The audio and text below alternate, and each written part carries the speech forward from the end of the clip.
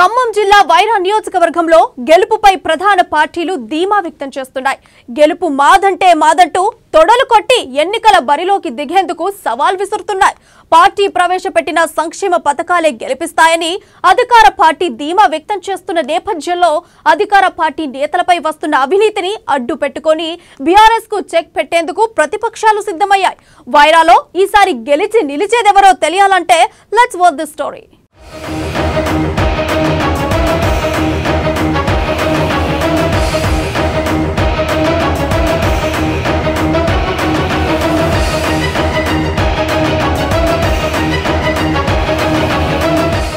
ఖమ్మం జిల్లాలోని 10 నియోజకవర్గాల్లో Wyra assembly segment ఒకటి. ఈ నియోజకవర్గంలో మొత్తం 1,65,166 మంది ఓటర్లున్నారు. ఇది ఎస్టీ రిజర్వ్డ్ నియోజకవర్గం. 2009లో ఇక్కడ సిపిఐ నుంచి బానోత్ చంద్రావతి గెలవగా 2014లో వైఎస్ఆర్సీపీ నుంచి బానోత్ మదన్ లాల్ గెలిచారు. ఆ తర్వాత 2018లో స్వతంత్ర అభ్యర్థిగా గెలిచిన లావుడ్యా రాముల్ నాయక్ ఆ తర్వాత బీఆర్ఎస్ లో చేరారు. గత 3 ఎన్నికల తీరును పరిశీలిస్తే గెలిచిన పార్టీ మళ్లీ ఇక్కడ గెలవలేదు.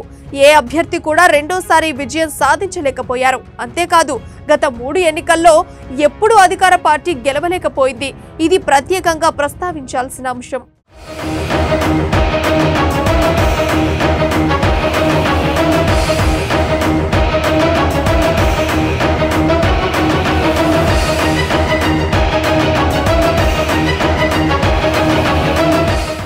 వైరా నియోజకవర్గంలో బీఆర్ఎస్ తో పాటు పలు పార్టీలు డి అంటే డి అంటున్నాయి. సిట్టింగ్ ఎమ్మెల్యే రాముల్ నాయక్ కుమారుడు Telangana state income tax additional commissioner Jeevan Lal కూడా ఈసారి పోటీలో ఉన్నట్లు ఊహాగానాలు వినిపిస్తున్నాయి. మాజీ ఎమ్మెల్యే బానోత్ మదన్ లాల్ కూడా రేసులో ఉన్నారు.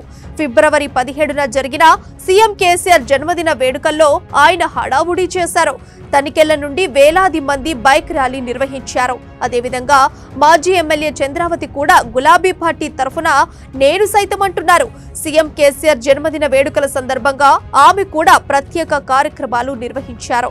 స్థానిక ఎమ్మెల్యే రాములు నాయక్ కూడా తన అనుచరులతో భారీ బైక్ ర్యాలీ నిర్వహించి వైరా ఇండోర్ స్టేడియం వద్ద బహిరంగ సభతో పాటు రక్తదాన శిబిరాన్ని నిర్వహించారు. ఇలా ఎవరికి వారు ప్రత్యేక సేవా కార్యక్రమాలతో ఎవరికి వారు అధిష్టానం దగ్గర మార్కులు సాధించే ప్రయత్నం చేశారు. అంటే బీఆర్ఎస్ లో టికెట్ కోసం త్రిముఖ పోటీ నెలకొందని చెప్పొచ్చు. ఒక్క గులాబీ టికెట్ కోసం 3 నేతలు పోటీ పడుతున్నారు.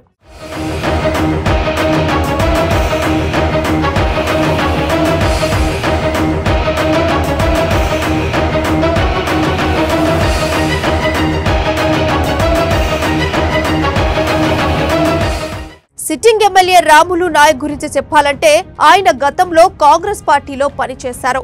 ఈ క్రమంలో కాంగ్రెస్ టికెట్ రాకపోవడంతో ఇండిపెండెంట్ గా బరిలో నిలిచారు. ఇతర పార్టీలో బలమైన అభ్యర్థులు లేకపోవడం, అధికార పార్టీపై వ్యతిరేకత అన్నీ కలిసొచ్చి రాములు నాయక్ 2000 ఓట్ల ఆధిక్యతతో గెలుపొందారు. ఎమ్మెల్యేగా గెలిచిన తర్వాత ఇతరుల్లాగా సొంత క్యాడర్ను తయారు చేసుకోవడంలో ఆయన విఫలమయ్యారు. ఎమ్మెల్యే అయినప్పటికీ ఆయనకు అండగా నిలిచే బలమైన నాయకులు, క్యాడర్ కానీ లేకపోవడం ఆయనకు పెద్ద మైనస్.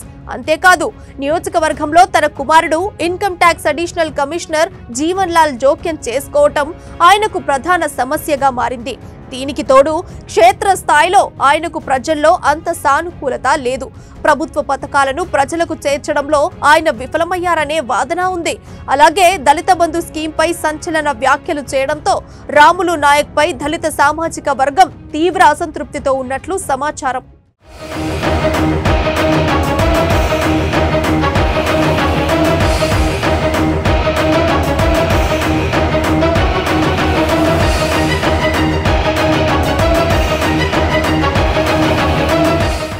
జనంలో అంత మంచి పేరు లేనప్పటికీ అధిష్టానం దగ్గర రాములు నాయక్ కు మంచి మార్కులే ఉన్నాయట. ముఖ్యంగా ఖమ్మంలో జరిగిన టీఆర్ఎస్ ఆవిర్భావ బహిరంగ సభలో రాములు నాయక్ చురుగ్గా వ్యవహరించారట. ఈ సమావేశంలో రాములు నాయక్ మాట్లాడిన విధానానికి హరీష్ రావు కూడా అభినందించడం రాములు నాయక్ కు కొద్దిగా ఊరట కలిగించే అంశమేనని చెప్పాలి. అప్పట్లో పొంగులేటి అనుచర వర్గానికి రాములు నాయక్ చేసిన హెచ్చరికలకు కూడా అధిష్టానం నుంచి మంచి స్పందన లభించింది. అంత మాత్రాన ఆయనకే టికెట్ వస్తుందన్న గ్యారెంటీ అయితే కనిపించడం లేదు. ఎందుకంటే మదన్ లాల్ నుంచి ఆయనకు గట్టి పోటీ ఉంది.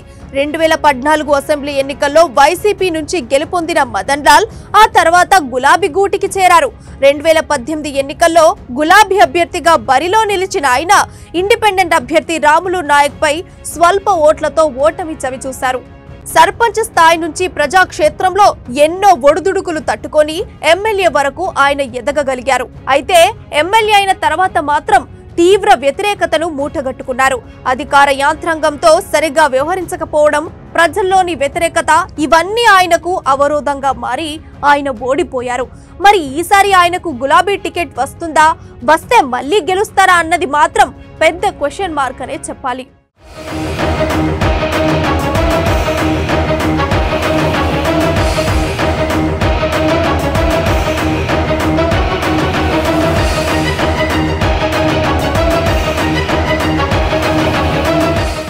బీఆర్ఎస్ నుంచి ఈసారి టికెట్ ఆశిస్తున్న వారిలో మాజీ ఎమ్మెల్యే బాను చంద్రావతి ఒకరు.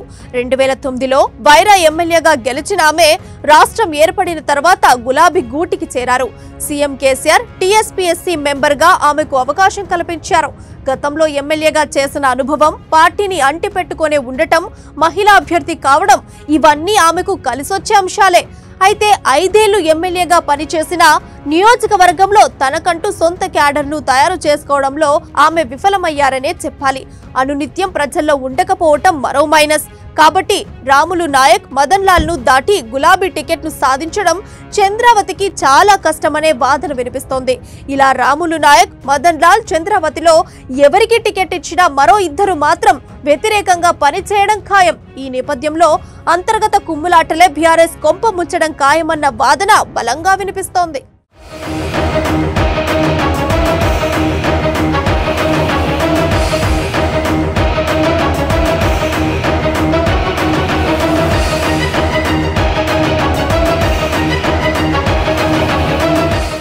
కాంగ్రెస్ పార్టీ విషయానికి వస్తే వైరా నియోజకవర్గంలో కాంగ్రెస్ ఒక్కసారిగా రేసులోకి వచ్చేసింది. 2018 ఎన్నికల్లో కాంగ్రెస్ కు ఓటమి ఎదురైన ఓటు బ్యాంకు మాత్రం చెక్కు చెదరలేదనే చెప్పాలి. దీనికి తోడు ప్రస్తుత రాజకీయ పరిస్థితులు కాంగ్రెస్ కు పూర్తి అనుకూలంగా ఉన్నారు. అందుకే కాంగ్రెస్ నుంచి పోటీ చేసేందుకు 3 ఆశావాహులు రెడీగా ఉన్నారు. మాలోతు రామ్దాస్ నాయక్ గత 4 ఏళ్ల నుంచి బట్టి విక్రమార్కతో కలిసి నడుస్తున్నారు.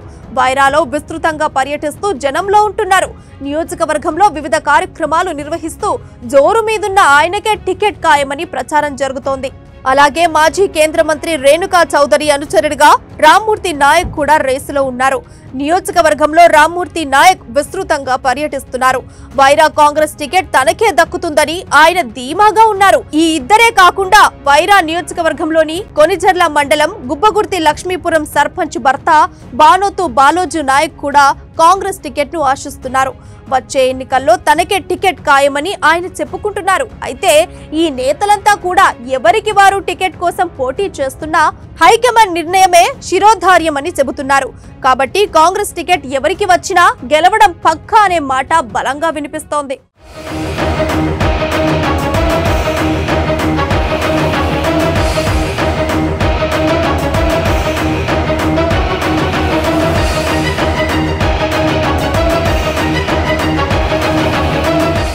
కాంగ్రెస్ నుంచి టికెట్ ఆశిస్తున్న నేతల్లో మాలోతు రామ్దాస్ నిత్యం ప్రజలతో మమేకమవుతూ ప్రజా సమస్యలను అడిగి తెలుసుకుంటున్నారు.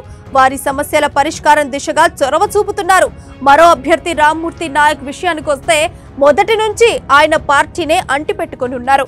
జనం కోసం ప్రత్యేకంగా సమయాన్ని కేటాయిస్తూ మంచి పేరు తెచ్చుకున్నారు.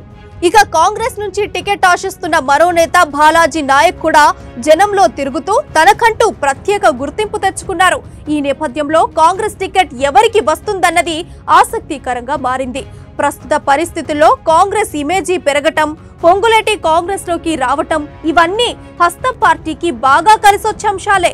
టికెట్ తెచ్చుకుంటే చాలు కాంగ్రెస్ అభ్యర్థి గెలుపు లాంఛనమేనని జనమంతా చెప్పుకుంటున్నారు.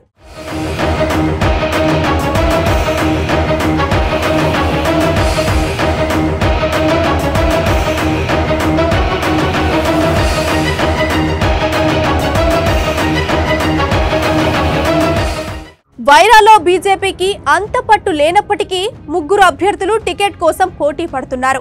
హైదరాబాద్ కి చెందిన కాట్రావత్ మోహన్ నాయక్, బోనకల్ మండలానికి చెందిన బీపీ నాయక్, గత కొన్నేండ్లుగా బీజేపీలో పనిచేస్తున్న బూకే శ్యామ్ సుందర్ నాయక్ వైరా టికెట్ కోసం పోటీలో ఉన్నారట. అయితే స్థానికంగా బీజేపీకి అంత బలమే లేదు కాబట్టి ఎవరికి టికెట్ ఇచ్చినా ఓట్లు చీల్చడమే తప్ప గెలుపుపై ఆశలైతే లేవనే చెప్పాలి.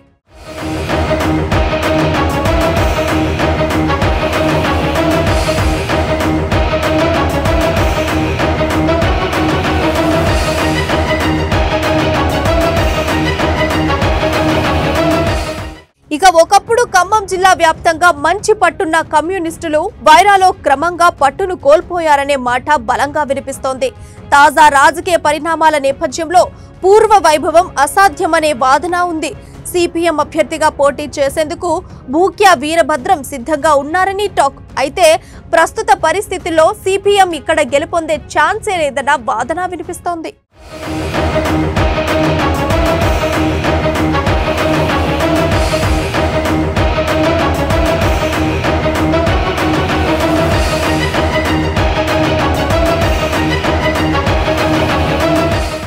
మొత్తానికి ఈసారి వైరాలో ఎన్నికలు హీట్ పుట్టించేలా ఉన్నాయి. ముఖ్యంగా బీఆర్ఎస్ ఎవరికి టికెట్ ఇచ్చినా ఆ పార్టీ ఓటమి ఖాయమని విశ్లేషకులు అంచనా వేస్తున్నారు. ఎన్ని పార్టీలు పోటీ చేసినా ఈసారి కాంగ్రెస్ జెండా ఎగరడం ఖాయమని స్పష్టం చేస్తున్నారు.